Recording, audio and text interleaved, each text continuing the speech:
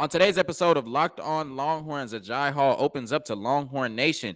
Keyshawn Johnson believes that Urban Meyer should be the next Longhorns coach. And Steve Sarkisian strikes again, adding former scout Bobby Merritt to his staff. You are Locked On Longhorns, your daily podcast on the Texas Longhorns. Part of the Locked On Podcast Network, your team every day.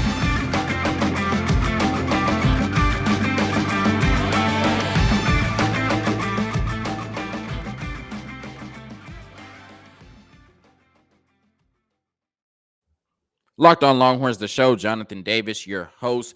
Big salute, big congrats to Bijan Lambo Robinson for securing an NIL partnership with Lamborghini Austin, one of the best NIL partnerships we've seen for one of the best players in the country. Nobody more deserving. I want to talk about FCS Player of the Year. Isaiah Land entered the transfer portal out of Florida A&M, 22 and a half tackles for loss last year, 19 sacks, decided to return to Florida A&M, but there were a lot of blogs, Texas blogs specifically, saying that he would not have much of an impact on the FBS level, that a lot of his 19 sacks came from being more athletic and faster than FCS offensive linemen. This is a player that had 19 sacks. The Texas football team had 20 sacks as a whole last year. We know that FCS and HBCU players are historically overlooked, but to act like a player that had 19 sacks last year would not make an impact on the FBS level does not sit well with me. He is clearly very good at football, and I think he would be a very good football player wherever he ends up. And I hope he has an even better season at Florida A&M and proves everybody wrong. So now we're going to talk about Agiye Hall. He did an amazing interview with Chip Brown at 24/7 Sports. Really opened up. I feel like if you have not checked that out, please go read it. Really good insight into Agiye Hall, the player, but more importantly, the person. So I want to start with a quote from Agiye Hall. He said, "There's going to be bumps on every single road, no matter which road you go on, whether it's a good road or a bad road. I just got to make sure I'm going over those bumps as smooth as possible and making sure I ain't making no stops. And if I do get stopped, I got to still keep on, because if I stop, I'm always going to have an issue." And when asked what Texas fans can expect when he arrives on campus, he said the one thing Texas fans can expect is 1,000,000% that this team is probably going to be one of the best teams that they've had. I'm going to make sure I do everything I can for not only myself, but for my teammates and my coaches this year, that you see the biggest change ever. And that's exactly what you want to hear from a player who had issues at the University of Alabama. He's owned up to them, and he's ready to move on. And I want to praise the Texas fans after he just sent the message to the Texas fans, because he cited y'all as one of the reasons that he came to the University of Texas. He said that Texas fans are very loving and unconditional in their support on and off the field. And he didn't feel like he got that from the Alabama fans. And since my time doing this podcast and just being a Longhorn fan myself, I have to attest to that.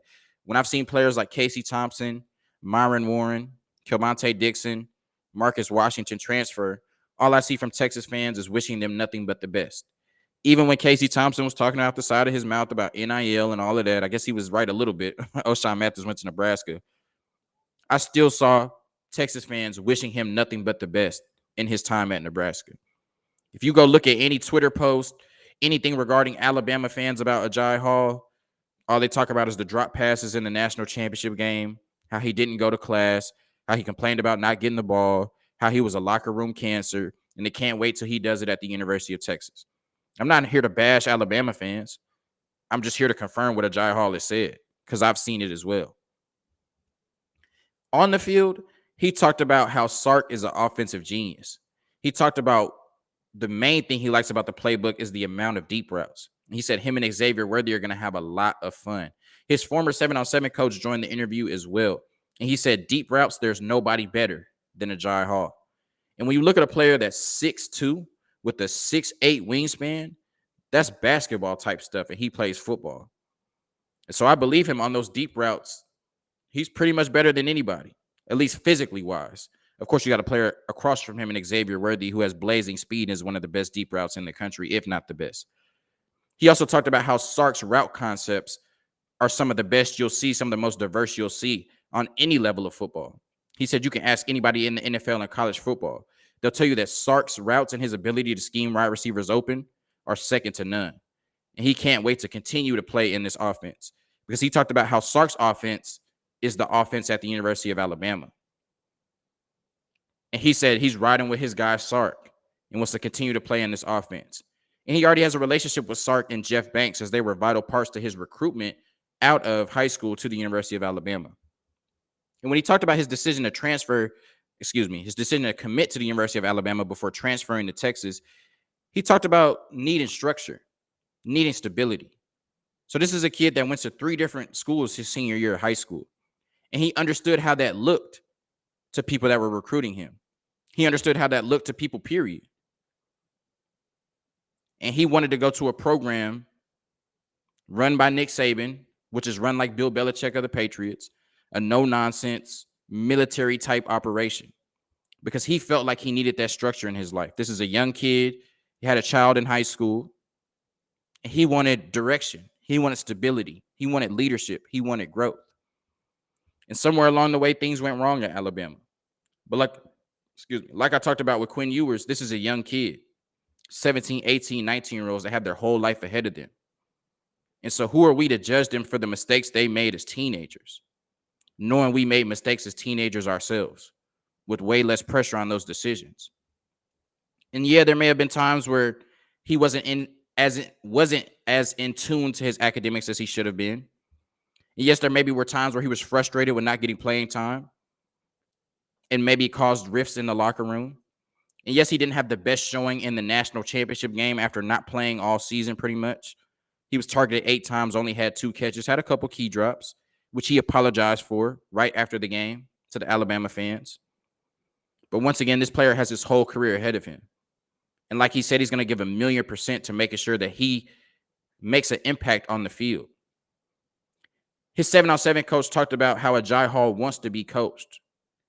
And he's the type of player that if you come at him with fire, he's going to respond with fire because that's all he knows. That's how he grew up. But if he's having fun, he's going to be competitive, he's going to be engaged, and he's ready to work. And I think maybe Nick Saban's coaching style wasn't the best for Agiye Hall.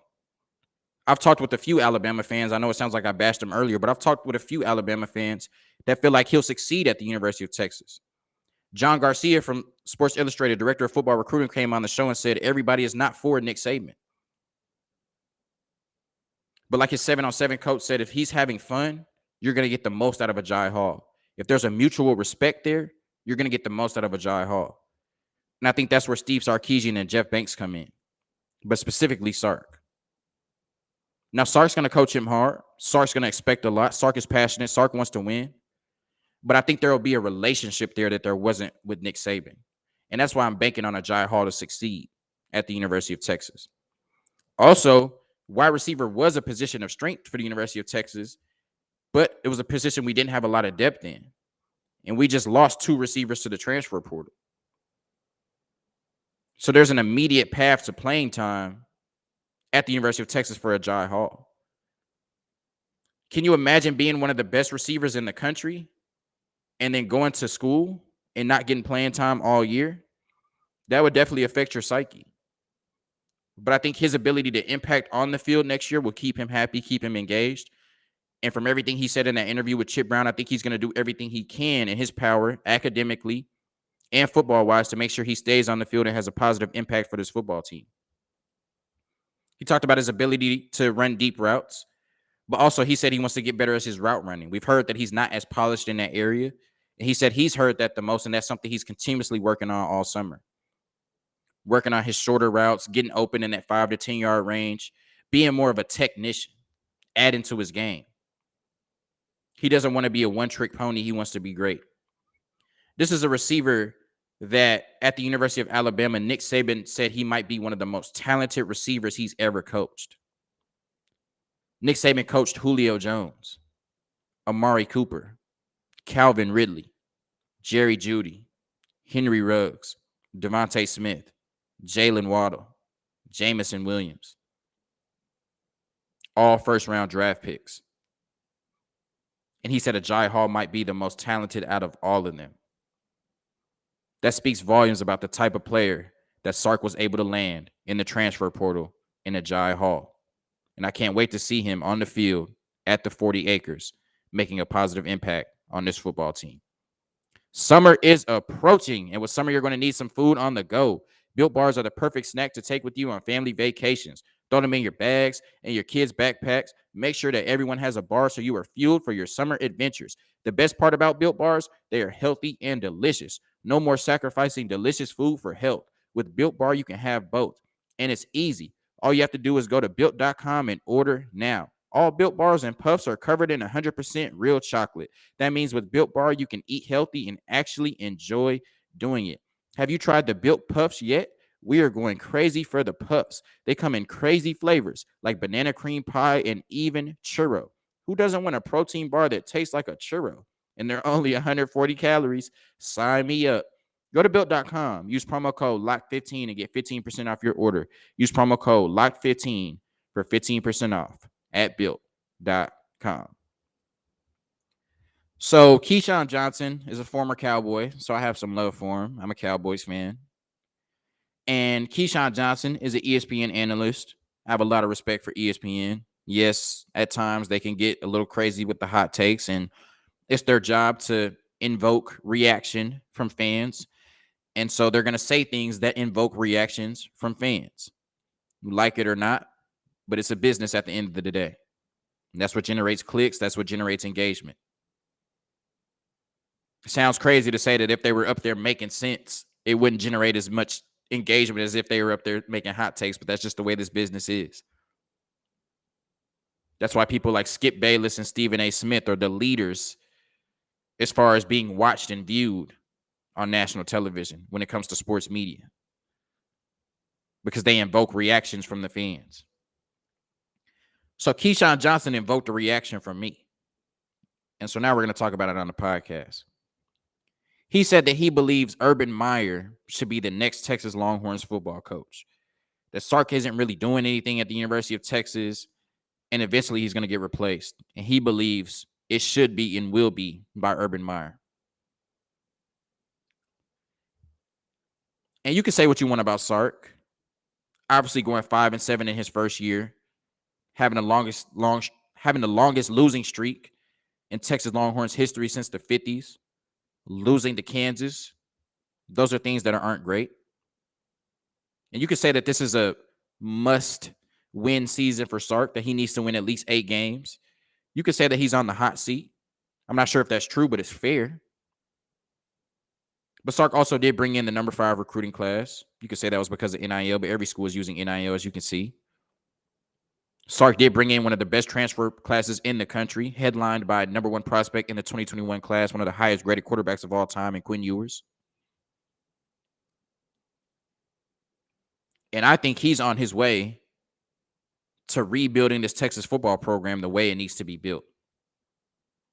But Keyshawn Johnson, who works for a company who specializes in hot takes, said that Urban Meyer should be the next Texas Longhorns football coach. And respectfully to that, I want to say, Keyshawn, please shut the hell up. Because we're talking about the same Urban Meyer who, although he won at the University of Florida, there's a very documented history of the players that were getting in trouble under his watch or lack thereof at the University of Florida. Aaron Hernandez, rest his soul, was a murder suspect at the University of Florida under Urban Meyer's watch. Then he goes to Ohio State and is accused of covering up sexual assault for members of his staff. And that's the Urban Meyer Keyshawn Johnson believes should be the next head coach of the Texas Longhorns football program. This is the same Urban Meyer who admitted upon taking the Jacksonville Jaguars job that he had not watched much NFL football at all. The same Urban Meyer who did not know who Aaron Donald was until the week that the Jacksonville Jaguars played the Rams. Mind you, this was like week 13 in the NFL season. Aaron Donald, who just so happens to be the best defensive player in football and arguably the best player in football, period. Months into coaching the Jacksonville Jaguars, Urban Meyer did not know who Aaron Donald was. This is the same Urban Meyer who did a national interview on television with his friend doing bong rips in the background. on national television. This is the same Urban Meyer that after a Thursday night football loss where his team flew back to Jacksonville, he decided to fly to Columbus, Ohio, neglecting his team, and was photographed and videographed in a bar dancing with a woman who clearly was not his wife. In a bar where there are pictures of him and his wife hanging up in the establishment. And Keyshawn Johnson believes he should be the next Texas football coach. This is the same Urban Meyer that physically kicked the kicker, kicked with his own leg the kicker for missing a kick in training camp. When the kicker told him to never kick him again, Urban Meyer said he can do what he wants because he's the old ball coach. When a player missed a route, ran the wrong route in training camp, Urban Meyer came up to Trevor Lawrence and said, be patient with him. You know, those Southern boys lie on their transcripts. And that's who Keyshawn Johnson believes should be the next Texas football coach. Travis Etienne, rookie out of Clemson last year, missed his entire season with a foot injury. And when asked about missing the season, he said, if there was any season I was going to miss, I'm glad it was that one. The season that Urban Meyer was the head coach of the Jacksonville Jaguars. The season that Urban Meyer did not last the entirety of the season because he was so inept at his job. And Keyshawn Johnson believes he should be the next head coach of the Texas Longhorns football program because he's won some games. Even though we continuously hear all of the negatives about Urban Meyer, we continuously hear that he has his own work to do internally before worrying about being a leader of men, a leader of a national program like the University of Texas. And you're going to ignore all of that and tell me that he should be the next head coach of the Texas Longhorns football program, where, frankly, regardless of his success, he should never coach again. Once again, I got respect for Keyshawn Johnson, and I got respect for ESPN. But saying that he should be the next coach of the Longhorns, Keyshawn, please shut the hell up. BetOnline.net is your number one source for all your betting stats and sports info. Find all of the latest sports developments, league reviews, and news, including this year's basketball playoffs, Major League Baseball, and this weekend's Run to the Roses as the Kentucky Derby is back. BetOnline is your continued source for all your sport wagering information, from live betting to playoffs, esports, and more. Head to the website today or use your mobile device to learn more about the trends and action. BetOnline, where the game starts. So Sark strikes again, Sark after dark, adding former scout Bobby Merritt to his staff. And Bobby Merritt has spent time in the SEC and the CFL, most recently serving as an assistant GM in the CFL. And from everything I've read, this is a home run hire in a string of home run hires for Sark. Look at the impact that Coach Choice, the running backs coach, has on this football team and how he's widely regarded. Coach Marion, the wide receivers coach and passing game coordinator, how he's widely regarded. Not only by the receivers on the team, not only by all the players on the team, but wide receivers and other recruits have come to campus and said that the one thing that stuck out to them was Coach Marion's energy. Bringing in a seasoned coach like Gary Patterson, who easily could have took a head coaching job elsewhere, bringing him in as a special assistant to the head coach to assist Pete Kakowski with the defense. He was working on bringing in David Cutcliffe, who was the head coach at Duke, Coach Peyton Manning and Eli Manning, and has a great relationship with Arch Manning. David Cutcliffe took another job, but it shows where Sark's head is at and trying to rebuild this program the right way. And so Bobby Merritt, he has a lot of ties to the Houston area. From everything I've read, is largely credited with bringing J.J. Watt, the best player in Houston Texans history, to the Houston Texans. And I think that he'll benefit this team a lot in scouting, a team that's already good in scouting, bringing in the number 5 recruiting class last year. I think he only increases that, gives them more leeway in the Houston area. But also, every player you scout doesn't come to the University of Texas. And so now this is another scout with a lot of insight and info on players that don't come to the University of Texas that you potentially have to play against. So once again, I think this is a home run hire for the staff. I think that Sark continues to do everything he needs to do to build on last season, which he had 5-7. Of course, they want to improve, but build this program back up the right way. I'm not going to say Texas is back because that boils y'all blood for some reason. But I think Sark has shown that he's putting all the right pieces in place, personnel-wise, coaching-wise, and scouting-wise, to make sure that this Texas football team returns to prominence. Some people are out on Sark. Some people are taking a wait-and-see approach. But I love my head coach, and I love what he's doing for this Texas football program. And I hope that he's the head coach of the Texas football program for as long as he wants to be. And we don't have to consider bringing in coaches like Urban Meyer to the 40 acres. Thank you for tuning in to another episode of Locked On Longhorns, your daily number one source for all things Texas athletics, part of the Locked On Podcast Network, your team every day. Howdy. Peace.